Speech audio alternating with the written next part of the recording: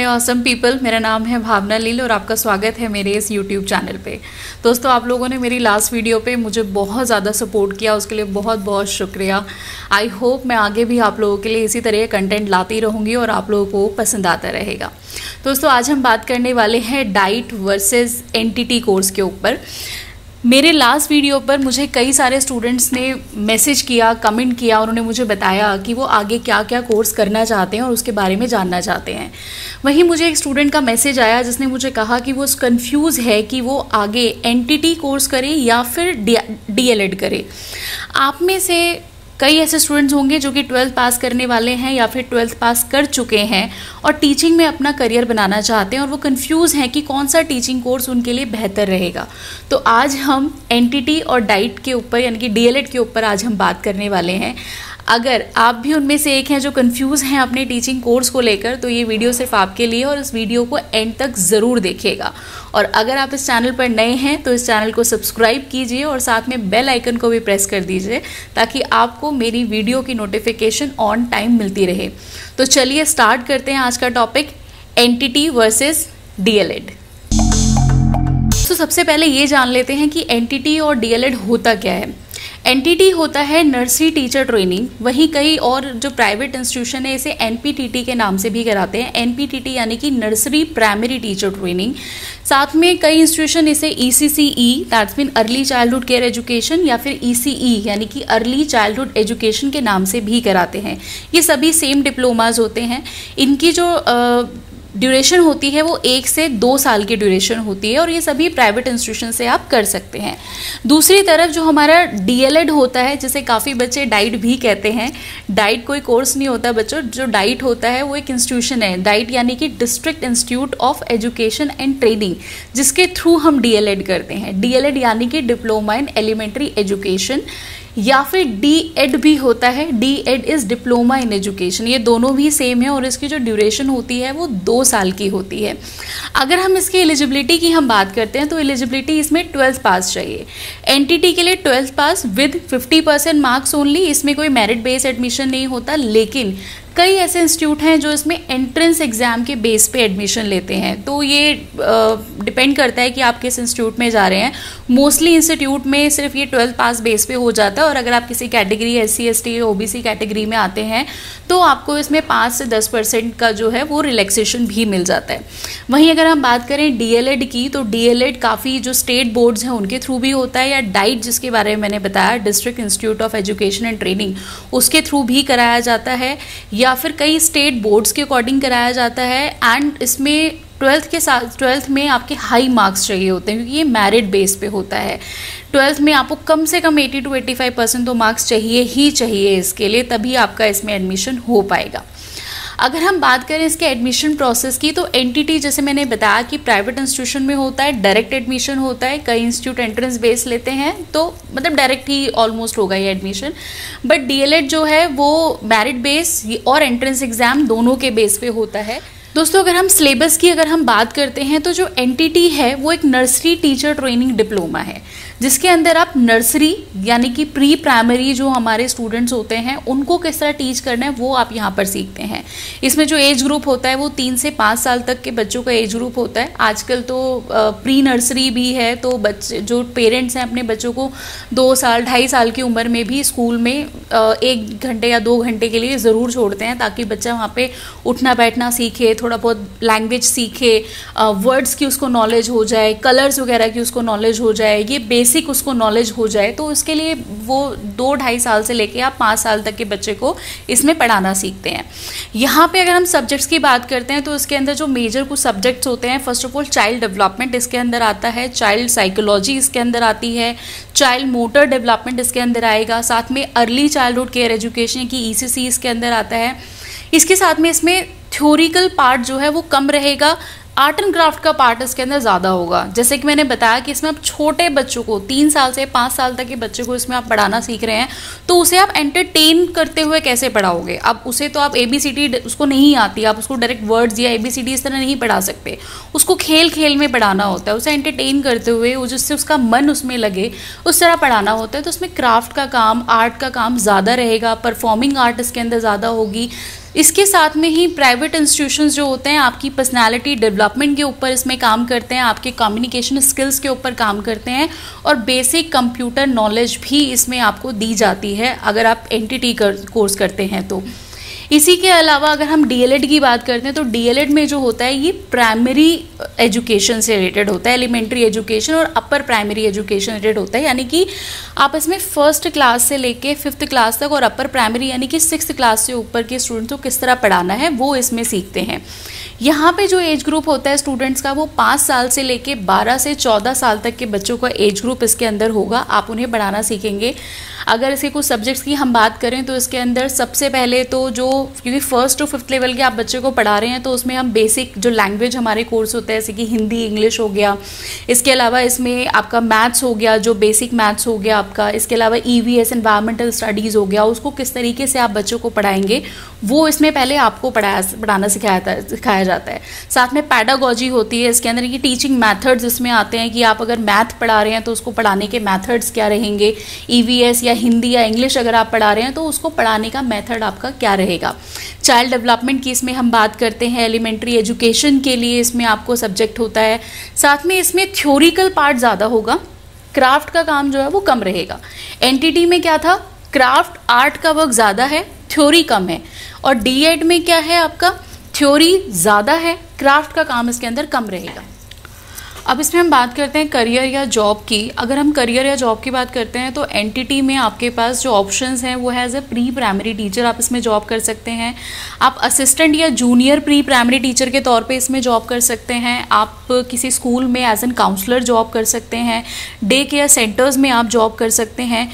इसी के अलावा अगर मैं आगे इसके फ्यूचर ग्रोथ की मैं बात करूँ तो जब से जो ये NEP नई जो हमारी न्यू एजुकेशन पॉलिसी 2020 जब आई है उसमें जो नया जो एजुकेशन सिस्टम हो गया हमारे स्कूल का वो हो गया 5+3+3+4, यानी कि जो स्टार्टिंग के 5 इयर्स होंगे वो स्टूडेंट के pre primary and primary level पे उस पर काम किया जाएगा। तो यहाँ पे क्या है, प्री प्राइमरी टीचर्स की बहुत ज़्यादा नीड बढ़ने वाली है। जो हमारे आंगनवाड़ी जो सेंटर्स हैं ना उसे भी इसमें मर्ज कर दिया जाएगा कहीं ना कहीं आगे जाकर। तो जितने भी जो आंगनवाड़ी में जो गर्ल्स काम करती हैं, जो वुमेन काम करती हैं, उनको भी इसमें शामिल किया जाएगा। NEP के अकॉर्डिंग प्री प्राइमरी में उनको भी वहाँ पे ट्रेनिंग दी जाएगी और साथ में न्यू वैकेंसीज भी आएंगी। तो न्यू वैकेंसीज के लिए आपको एनटीटी कर लेना चाहिए। अगर आप छोटे बच्चों को पढ़ाने में इंटरेस्टेड हैं, उनको पढ़ाना चाहते हैं, साथ में टीचिंग में इंटरेस्टेड हैं और न्यू एजुकेशन पॉलिसी अकॉर्डिंग देखें तो इसके अंदर डिमांड बहुत जल्दी और बढ़ने वाली है। ऑलरेडी इसके अंदर भी डिमांड है क्योंकि बहुत से ऐसे स्टूडेंट्स हैं जो कि नर्सरी क्लास को नहीं पढ़ाना चाहते, तो उसकी डिमांड ऑलरेडी है। तो आप भी अगर छोटे बच्चों को पढ़ाने में इंटरेस्टेड हैं, अगर आप बहुत खुश मिजाज हैं, अगर जॉली नेचर है आपका, बच्चों के साथ अगर आप खुश रहते हैं तो आप एनटीटी कर सकते हैं। इसमें करियर ग्रोथ और आपका जॉब प्रोस्पेक्ट काफ़ी अच्छा है आपका। वहीं अगर हम बात करते हैं डीएलएड की तो डीएलएड जो है इसने बताया प्राइमरी आपका एजुकेशन है, तो यानी कि आप इसमें प्राइमरी टीचर आप एज ए काम कर सकते हैं। साथ में जूनियर या असिस्टेंट प्राइमरी टीचर के तौर पे आप जॉब कर सकते हैं। इसमें भी आप किसी स्कूल में एज एन काउंसलर काम कर सकते हैं, जो करियर काउंसलर या स्कूल में जो काउंसलर्स होते हैं उसके तौर पर आप काम कर सकते हैं। साथ में आप एक कंटेंट राइटर के तौर पर काम कर सकते हैं, जो इस एज ग्रुप या फिर इससे रिलेटेड जो कंटेंट्स लिखते हैं आप उसके तौर पर जॉब कर सकते हैं। कंटेंट रिव्यूअर के तौर पे काम कर सकते हैं आप। तो आपके पास दोनों ही कोर्स करने के बाद में काफ़ी अच्छा करियर प्रोस्पेक्ट है। आगे हम बात करते हैं आपकी स्कोप इन गवर्नमेंट जॉब। देखो अब अगर हम बात करें इसमें गवर्नमेंट जॉब के बारे में, मेरे से बहुत सारे स्टूडेंट ये पूछते हैं कि मैम हमने एनटीटी तो कर लिया, क्या हम इसमें गवर्नमेंट जॉब भी कर सकते हैं? तो हाँ, आप इसमें गवर्नमेंट जॉब भी कर सकते हैं, लेकिन वहीं कुछ स्टूडेंट मुझसे पूछते हैं क्या हमें गवर्नमेंट जॉब के लिए सीटेट देना पड़ेगा? सीटेट हमारे लिए ज़रूरी होगा। सीटेट यानी कि जो सेंट्रल टीचिंग एंट्रेंस टेस्ट होता है या फिर आपका टेट जो स्टेट बेसिस पे भी होता है टीचिंग एंट्रेंस टेस्ट। देखो फर्स्ट ऑफ ऑल ये जानना ज़रूरी है कि टेट क्या होता है और किस किस पोस्ट के लिए ज़रूरी होता है। टेट जो ज़रूरी होता है वो होता है पीआरटी, टीजीटी और पीजीटी के लिए, यानी कि इसमें प्री प्राइमरी तो कहीं पे है ही नहीं। जब प्री प्राइमरी है ही नहीं तो हम प्री प्राइमरी के लिए टेट कैसे दे सकते हैं? तो आपको इसमें सीटेट की कोई नीड नहीं होती है। हाँ, आप गवर्नमेंट जॉब कर सकते हैं ये, लेकिन कम्प्लीटली डिपेंड करता है हमारी जो गवर्नमेंट जॉब की जब वैकेंसीज आती हैं, जो नोटिफिकेशन आती है उसके तौर पे। मसलन अगर मैं बात करूं, अभी जो इस साल के स्टार्टिंग में पंजाब गवर्नमेंट ने जॉब्स निकाली थी, एनटीटी के लिए जो वैकेंसीज निकाली थी, उसमें कहा था कि उन्हें सिर्फ 1 साल का डिप्लोमा चाहिए, एनटीटी कोर्स होना चाहिए, 1 ईयर का एक उनको डिप्लोमा चाहिए जो होगा। अगर आपने 1 साल का कोई भी एनटीटी कोर्स किया है, एनटीटी, एनपीटीटी या ईसीसी या ईसी किया हुआ है, तो आप उसमें जॉब के लिए अप्लाई कर सकते हैं। एंड वो जो जॉब था वो रिटन और प्लस इंटरव्यू एग्ज़ाम के बेस पर आपको जॉब मिलने वाली है। इसी के साथ में लास्ट ईयर जो राजस्थान में वैकेंसी आई थी उसमें क्या था, उसमें 2 ईयर्स का एनटीटी कोर्स मांगा था। तो आपका यही है कि अगर आपने 2 ईयर्स का या 1 ईयर का एनटीटी कोर्स किया हुआ है, वो तब आप उसमें राजस्थान और पंजाब वाली जो वैकेंसी इस अकॉर्डिंग। तो इस तरह दिल्ली में जो अभी नोटिफिकेशन आया था उसमें भी यही था कि एनटीटी होना चाहिए, 2 ईयर्स का डिप्लोमा होना चाहिए। तो ये आपको जानना बहुत ज़रूरी है कि जो वैकेंसीज आती हैं गवर्नमेंट की, वो उसमें अलग अलग उनकी एलिजिबिलिटी क्राइटेरिया होता है। तो उसके अकॉर्डिंग अगर आप क्वालिफाइड हैं तो आप बिल्कुल उसमें जा सकते हैं।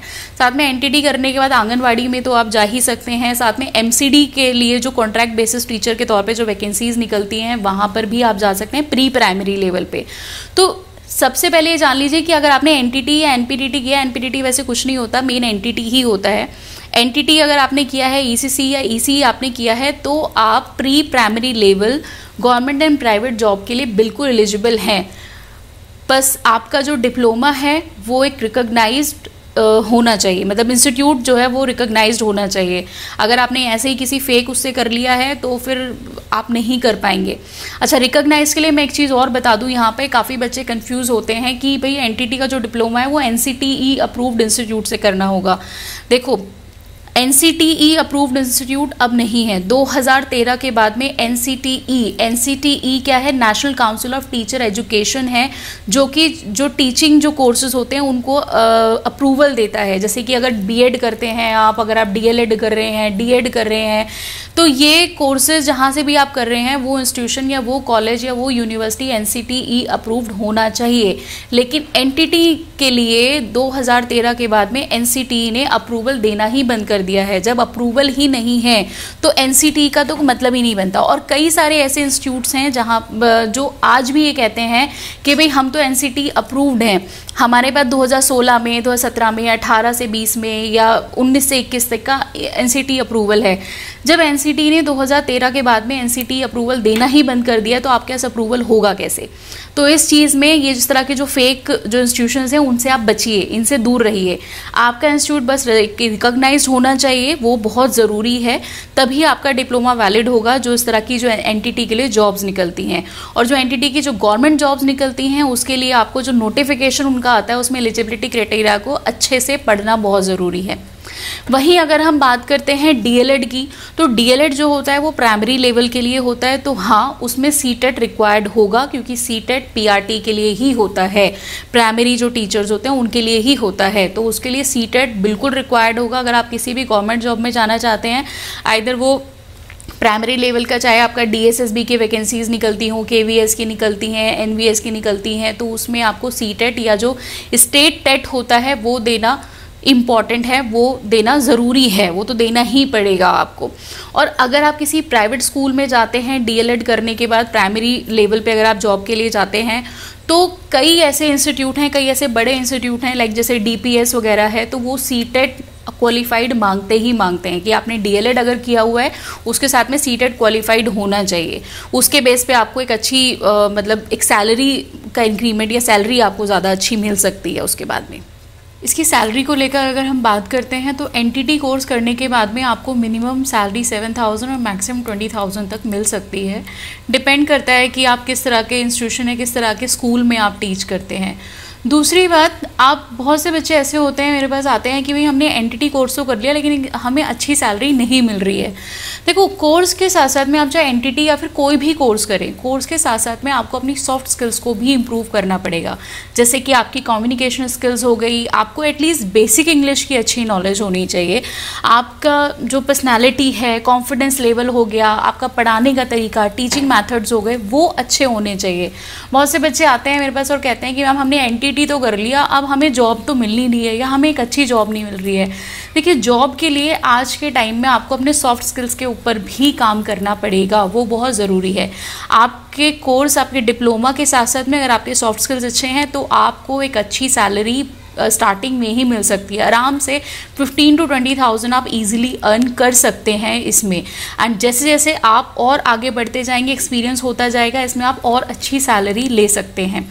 इसके बाद अगर हम बात करें डीएलएड की, तो डीएलएड में आपकी मिनिमम जो मैक्सिमम और मिनिमम सैलरी होती है वो आपकी 15 से 30 हज़ार के बीच में होती है। इसमें गवर्नमेंट जॉब एंड प्राइवेट दोनों में आप जॉब कर सकते हैं। साथ में से मैंने बताया कि कई ऐसे प्राइवेट स्कूल्स भी हैं जो कि सीटेट मांगते हैं। अगर आपके पास सीटेट है और प्लस आपने ये डीएलएड किया हुआ है तो एक आपको अच्छी सैलरी मिल सकती है 20-25,000 तक। अगर आप ओनली डीएलएड आपने कोर्स किया है और आप किसी स्कूल में जाते हैं प्राइमरी टीचिंग के लिए तो आपको 15-17 हज़ार तक सैलरी ईजिली मिल जाती है।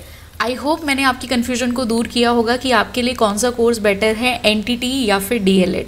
अगर आप इस कोर्स के बारे में और ज़्यादा जानना चाहते हैं या फिर आप ये जानना चाहते हैं कि इसका एडमिशन प्रोसेस क्या होता है या कहाँ से एडमिशन आप ले सकते हैं, तो आप हमारे करियर काउंसलर्स को कॉल कर सकते हैं। आप इस नंबर पर कॉल कीजिए या फिर इस नंबर पर व्हाट्सएप कर दीजिए या फिर आप हमें मेल भी कर सकते हैं।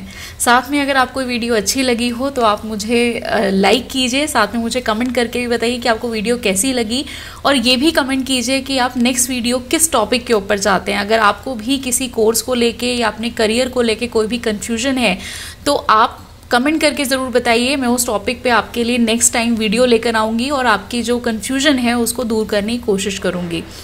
Thank you so much for watching.